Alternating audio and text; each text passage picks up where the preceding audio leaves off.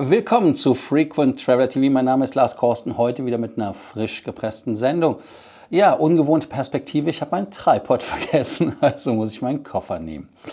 Themen, die ich für euch vorbereitet habe.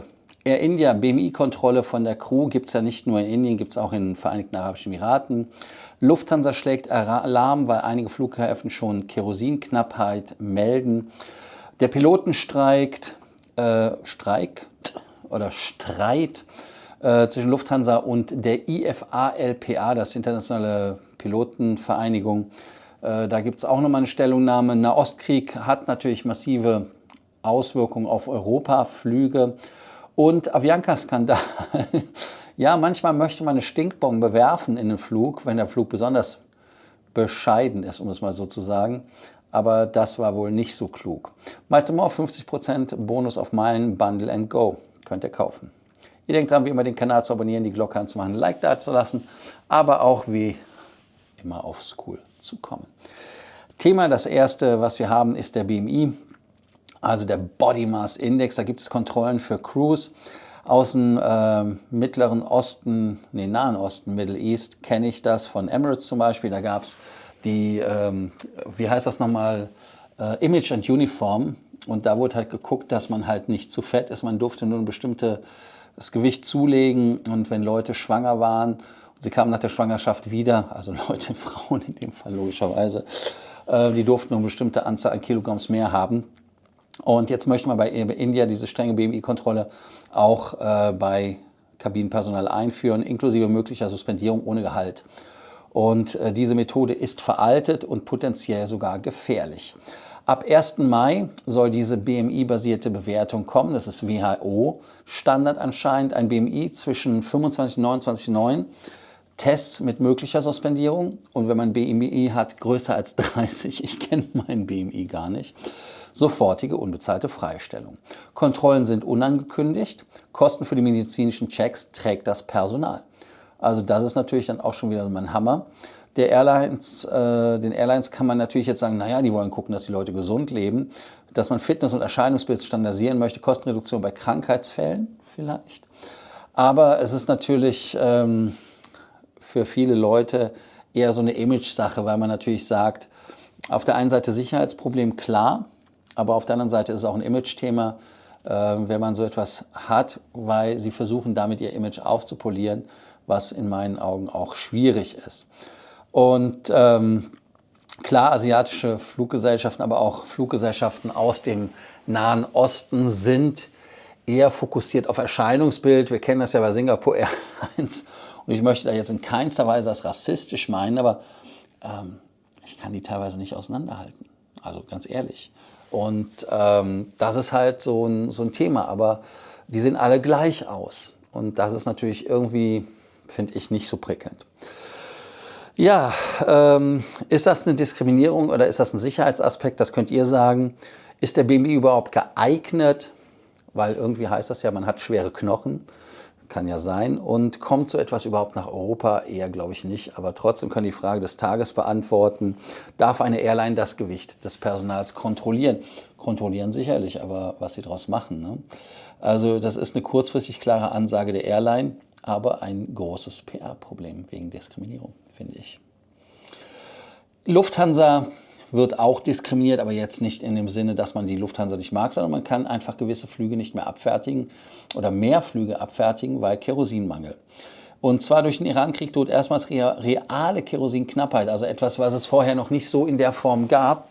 Heißt also, dass man den Sprit physisch nicht da hat. Das heißt also, er ist nicht teuer, sondern er ist einfach nicht da.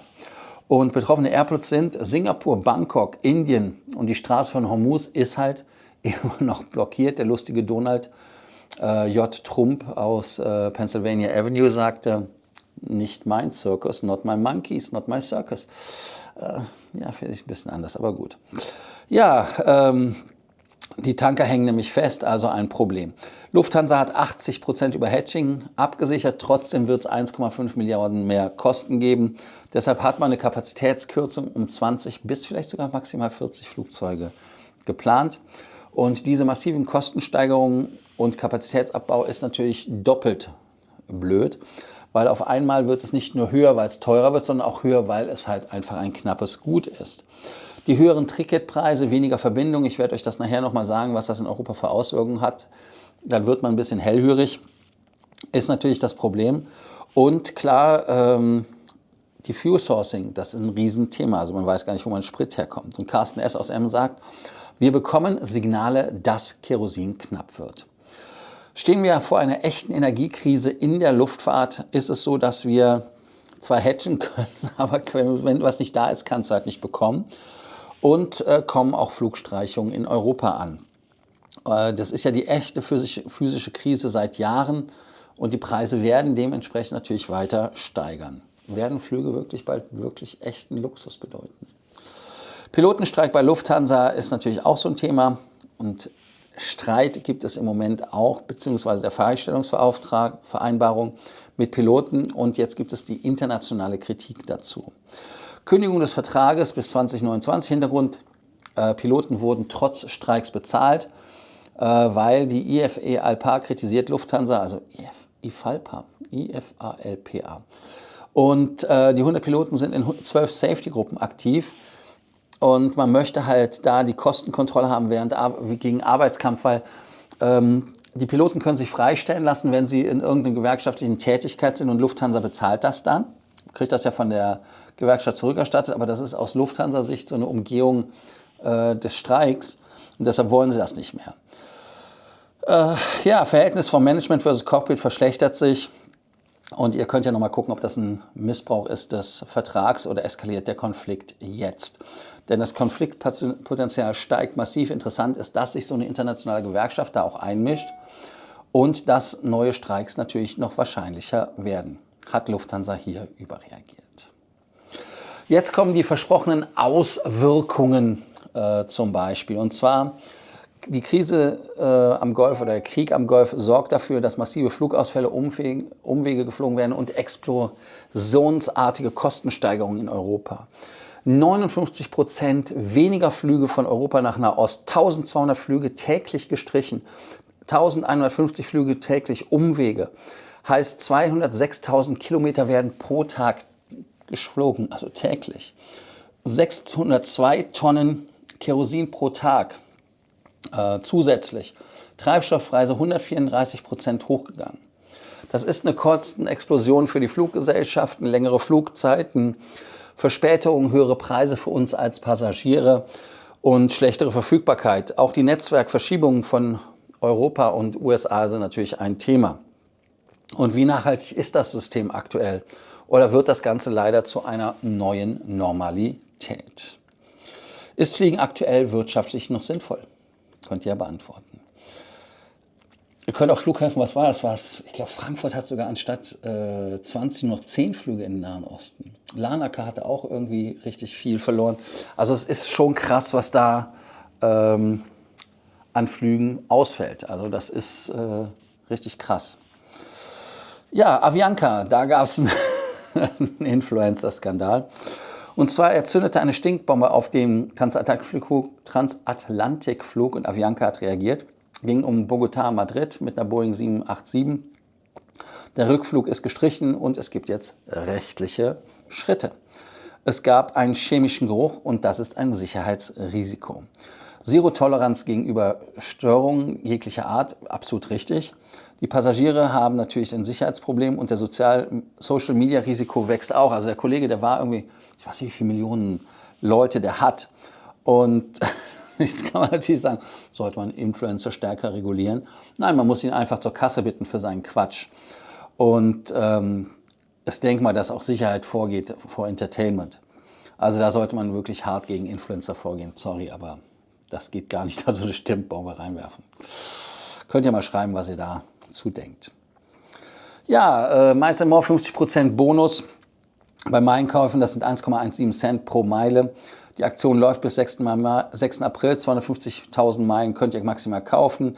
Pools bis 2,6 Millionen Meilen sind möglich. First Class USA sind 1.400 € ungefähr.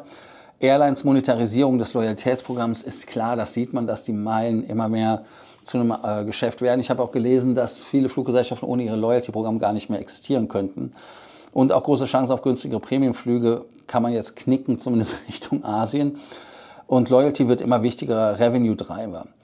Findet ihr das einen starken Deal? Weil mehr als 50% habe ich im Moment nicht gesehen. Aber es ist ja noch jung das Jahr. Würdet ihr Meilen kaufen? Ihr denkt dran, wie immer den Ganzen einfach kritisch gegenüber zu sein und zu wirklich nachzurechnen. Use Case, man könnte jetzt so Riyadh, Budapest oder so einen Quatsch nehmen. Aber Verfügbarkeiten gibt es keine und deshalb kann man es nicht schön rechnen. Aber man sieht halt, wie die Luftfahrt hier stark geopolitisch beeinflusst wird. Die Kosten steigen massiv, Fuel, Umwege. Und dann kommen die Fluggesellschaften klar mit Sparmaßnahmen, strengeren Regeln. Aber auch die Loyalty-Programme werden immer wichtiger. Auch Arbeitskonflikte sind immer mehr, fühlt man. Ihr könnt ja die Fragen des Tages beantworten, nachdem ihr den Kanal abonniert habt, die Glocke angemacht habt, ein Like dagelassen habt. Und vor allem die Frage beantworten, wird Fliegen wieder Luxus? Das ist ein Thema. Und gehen wir einfach auf den Influencer. Sollte der Influencer stärker reguliert werden? Direkt Fresse. Also, danke, dass ihr heute dabei wart bei Frequent Traveler TV. Und lasst uns hart sein. Ich muss diese Perspektive, glaube ich, vielleicht die nächsten Tage benutzen. Ich muss mal gucken, was ich hier mache. Also, bis dann. Ciao. Danke, dass ihr heute dabei wart.